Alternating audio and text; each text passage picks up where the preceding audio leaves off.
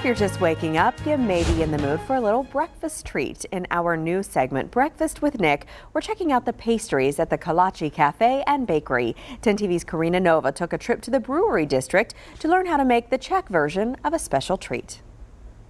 This week I'm having breakfast with Nick at Kolache Bakery in the Brewery District. And Nick, who is a blogger, he's a food writer for Crave magazine. You also wrote a book about some of the best places to have breakfast in Columbus. He's taken me here to Kolache Bakery. Okay, you have to explain the name. Okay, well it's named after a traditional Czech treat, which is called kolache. So Czech Republic, Kolache Republic. And this type of pastry, a lot of people compare it to a Danish, but it's actually pretty unique, and they are the only place in town that's making these and selling these.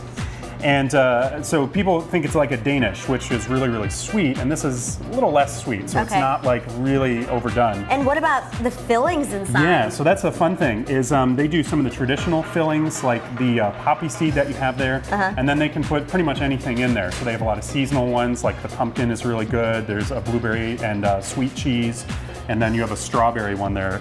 The other thing that they can do is they can take the dough and they can make it into essentially these like little wraps, and they can put different sweet or savory things inside. Like a little breakfast sandwich there. Exactly, yeah. So this is the breakfast sandwich. They have one with like jalapeno and sauerkraut as well. That's really delicious. Okay, and what makes the dough so unique is what, you know, really makes these pastries, right? That's what makes these different from like going to a donut shop or just getting like a Danish somewhere else. Actually, the best person to describe that is Doug Sauer, who's one of the owners. Okay.